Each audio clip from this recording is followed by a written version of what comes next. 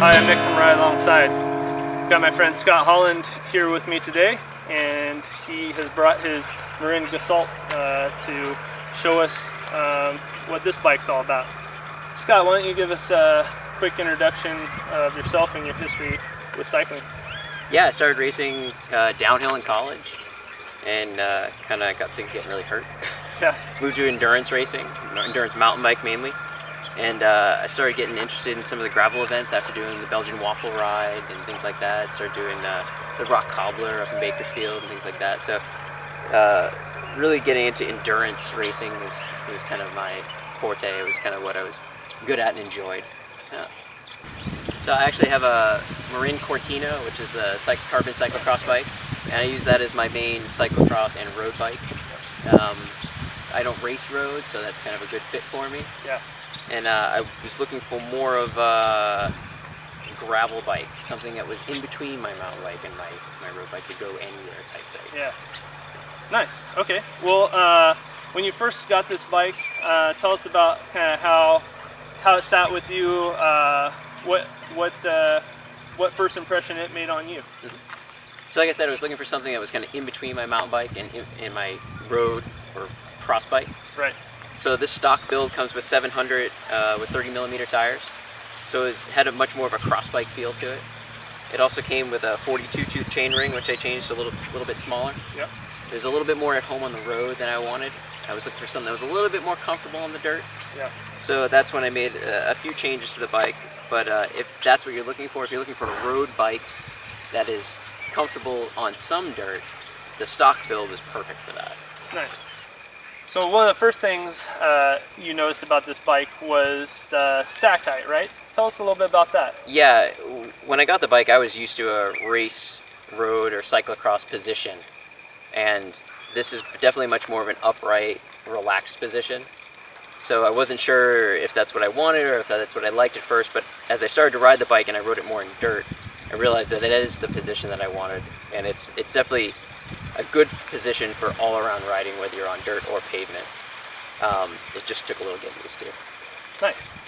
So one thing you didn't mention here was these wheels specifically. I know you said it came with a little bit more narrow tires, but these are the WTB Road Plus tires. Correct? Yep. So tell me a little bit about that platform, how that differs from the other platforms out there, how that differed from this bike stock, and kind of the pros and cons that you've experienced with that. To get that more at home on the dirt feel, I wanted a tire with more air volume, but I didn't want a mountain bike tire though, because I have a mountain bike, right? So one of the things that WTB does really well with this setup is the 47mm tire has the same overall diameter as a 28mm road tire. Okay. So on most frames with a good amount of tire clearance, you can fit this 47mm tire, which at almost 2 inches, it really is almost like a mountain bike tire. And although it's slick, it is really at home on the dirt. I've been really surprised how comfortable it is in the dirt. And it has this feel of a mountain bike on the trails, but I can still keep up on a group ride on the road. Yeah. So, it really started to give me that feel that I was looking for, that at home on the road, capable on the road, but really fun in the dirt. Right. With the lower pressures you'd run with a higher volume tire, these are easily set up tubeless. So nice. I've been running them tubeless, they popped right on, no problems, never had any issues running them tubeless. And you're running these on a normal width mountain bike rim, right? Yep, these are 650B mountain bike wheels. Yep. Nothing fancy, tubeless ready, but they sealed up no problem. Nice. Yeah. It seems like an awesome platform for a lot of things.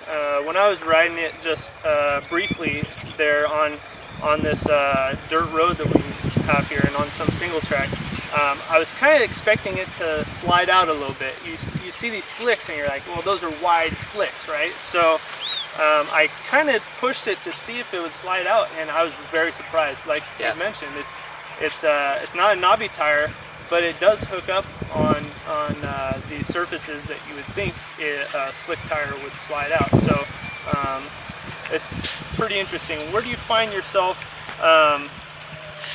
with traction up, downhill, on or off road? How does this vary compared to like your road bike or your mountain bike? I'd say as far as traction on steep uphills, it's almost as good as my mountain bike, except for in very rocky terrain. Okay. Where you need some more tire in that really, really technical rocky terrain. Yep. But on smoother trails that are really, really steep, I clear sections that I wouldn't clear on my cross bike on this bike easily. Nice. Yep. All right. And what about on the road? On the road, are you finding, cornering that you have better traction, I would assume, because you've got kind of more surface area there, and does it slow you down any with having that extra, I guess, tire contact patch there. Patch and maybe a little bit more weight of tire, I guess? Surprisingly, it's not as bad as I thought. I thought it actually rolls better than a 32 to 35C cyclocross tire on a 700 wheel. With the slick pattern and the way that the tire's designed, it actually rolls really well. I'm able to hang in group road rides. Okay. Except for when they go over about 30 because my front chain ring's a little too small. Right. Well, we were talking about that earlier and how you could bring a set of chain rings with you depending on the ride, and you could swap that out if your chain's long enough and your rear derailleur can handle that longer chain and whatnot. So seems like a pretty versatile setup to me. So what's the sweet spot that you've found for tire pressure on these Road Plus tires? For me, it's anywhere from 30, a little bit smaller, 30 to 40 PSI. Okay. 40 if I'm going to see more road, but if I plan on being mostly on dirt, 30 PSI works great. Okay. Yeah. Nice. And what's the kind of sweet spot for ride length? Miles, hours? What have you found on this bike? Being the catch-all bike, I'll take it for recovery rides for an hour, or I'll do a dirt fondo like the cobbler for 7 hours. Yeah. It's really just fun for doing everything. Yeah. Nice. Okay, so I guess then my kind of only other question is, so do you ride your road bike at all? A lot less. Yeah. A lot less, yeah.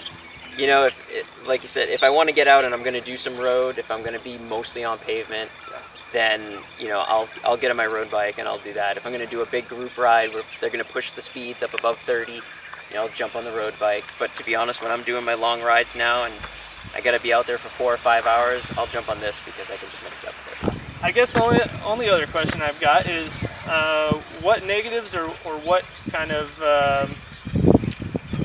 heads up can you give to people that are looking for a bike like this that might think, oh, I can sell off all my bikes and just buy this bike? What would you tell them? It's definitely not at home in true rocky, rooty mountain bike trails. If it's a really technical trail, drop-offs and tight twisties, you want that fat tire, you want that suspension. You might be able to get through it on this bike. I don't think you might do it with a smile though. Yeah. And on the road, like I said, if you're pushing the pace and it's a big group and you're taking pulls on the front, it's going to be a lot more work than everyone else is doing. Sure. So it doesn't meet those extremes, right? Right. Those where you want like a 5-inch travel mountain bike or you want a 15-pound road bike. But in between, in that middle, is where it sits real well. Yeah. Yep. Yeah, very cool. Well, that's Scott and his Marin Gestalt, and I'm Nick from Ride Alongside. Thanks for joining us. We'll have more for you coming up real soon.